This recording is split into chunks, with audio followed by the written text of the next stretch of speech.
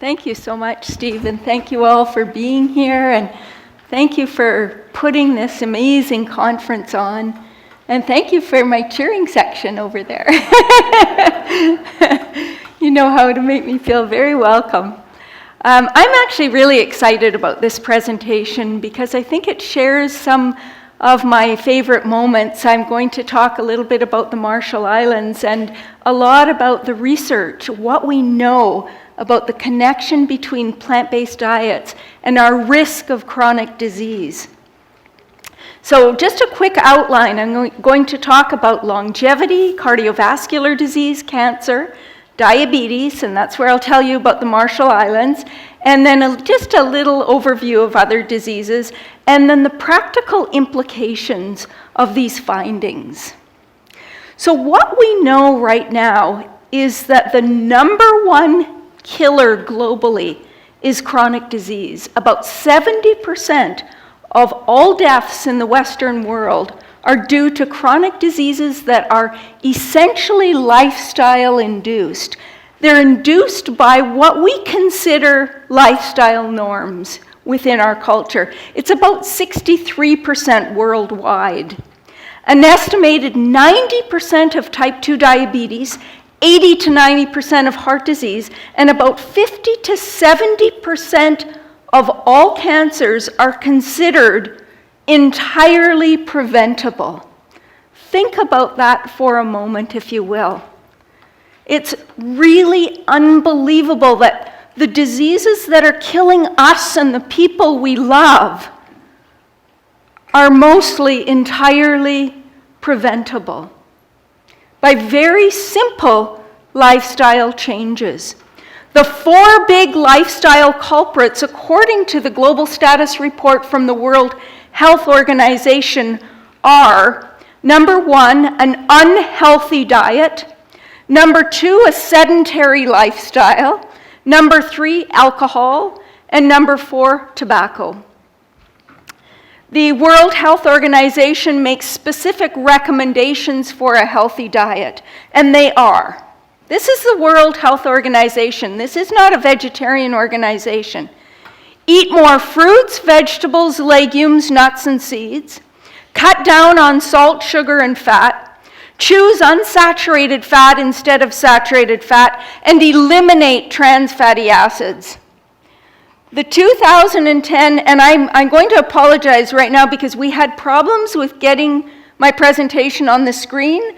So the pictures are totally messed up, as you can see. There's things over top of the writing and so forth, so I apologize for that. But the 2010 Dietary Guidelines Advisory Committee report had 4 main action points, and they were: eat fewer calories, shift to a more plant-based diet, significantly reduce intake of foods containing solid fats and added sugars, and increase physical activity.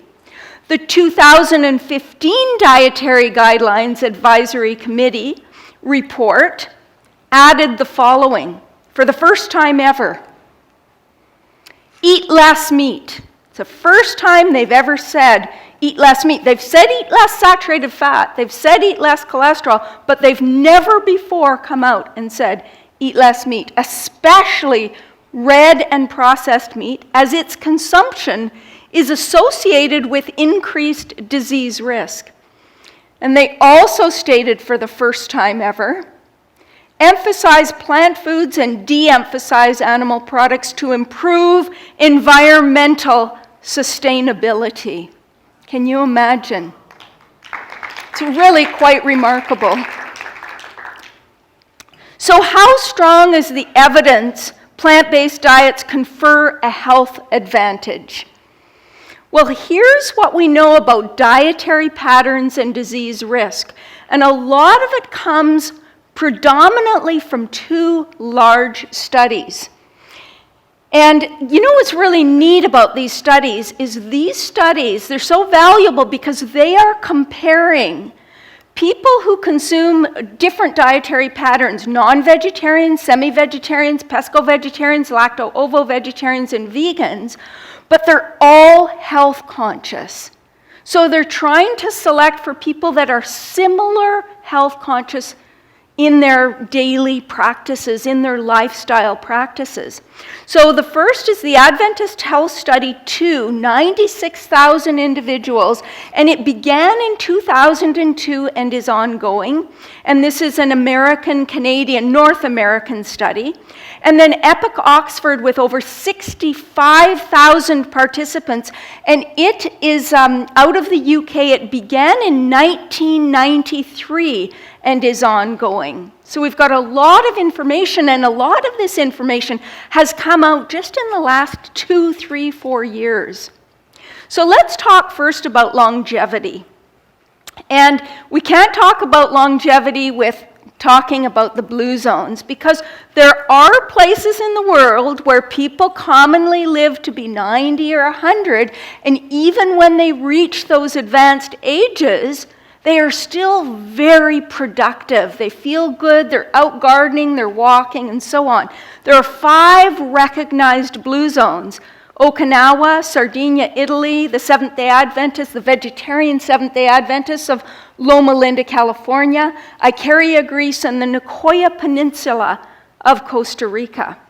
And I talked a little bit yesterday, but I'm just going to go over it again to remind you, and for the benefit of those that didn't hear yesterday's presentations, there are actually 6 common lifestyle practices that are sort of the things that we weave through all the blue zones. Strong families, they're socially engaged, they do constant moderate physical activity, they tend not to smoke, and where diet is concerned, there are 2 things that they tend to do. They all consume plant-based diets, and they all consume legumes. And the researchers involved with the blue zones put together sort of the best from all of these blue zones and came up with what they call the blue zones longevity diet. And here are the 6 principles. Number 1, eat less. Heri Hachi Bu, it's called in Okinawa. Stop eating when you're 80% full. Number 2, move more. Be as active as possible in your daily activities. Number 3, eat primarily unprocessed foods. So you want to minimize your intake of packaged foods, fast foods, fried foods. Eat more plants. Load up on vegetables, fruits, beans, whole grains, nuts, and seeds. And finally, eat less, or number 5, eat less meat and avoid processed meat. And number 6, eat at home. So what do we know about vegetarians? Do vegetarians actually live longer? And in a word, yes, they do. The Adventist Health Study 2 found that vegetarians, including vegans, live on average about 9.5 years longer for men and about 6.1 years longer for women. And what's really interesting is when you look at the percent of people in this population living to age 85, nearly half of men live to age 85 in this Adventist population, compared to only 15 to 20% of men in the general population, and over 60% of the women, compared to about 30 to 40% of the women in the general population. Now, when we look at vegetarian mortality and the Adventist Health Study 2, compared to similar, this is not compared to the average Western eater, but compared to similar health-conscious non-vegetarians, mortality rates are reduced by about 28% for vegan men, about 19% for pesco-vegetarians, 15% for vegans, and 9% for lacto-ovo-vegetarians. And when I say vegans, I'm talking about as a whole, including women. And the thing is the women didn't do as well as the men. And the reason that I think that is, and this is just a hypothesis, I don't really know for sure, I think it's because within the Adventist community, even the non-vegetarian women eat really well. They tend not to eat much meat. They tend to eat a lot of fruits and vegetables. Even if they're not vegetarian, they're very health conscious. Whereas there may be a greater discrepancy in the men. So the vegan men have, an even greater difference than the non-vegetarian men. And so they would have that extra advantage. Have any of you ever watched the videos with Dr. Ellsworth Wareham? If you haven't, please look this guy up on the internet. He is absolutely amazing. He was a practicing cardiothoracic surgeon till he was 95 years old. He was doing surgeries. And he said, the only reason I retired was because I promised my family I would spend more time with them. He said at 100, I could still be doing this. At 100, he's still, mowing his lawn and driving everywhere and still speaking eloquently and very intelligently. It's really fun to listen to him. So he's one of the Blue Zone Adventists. And there was also a meta-analysis in 2012 looking at 7 prospective studies, and this included about 125,000 participants from the UK, Germany, the US, the Netherlands, and Japan. And they found compared to non-vegetarians, vegetarians had a lower overall mortality of about 9%, and that included vegetarians and vegans.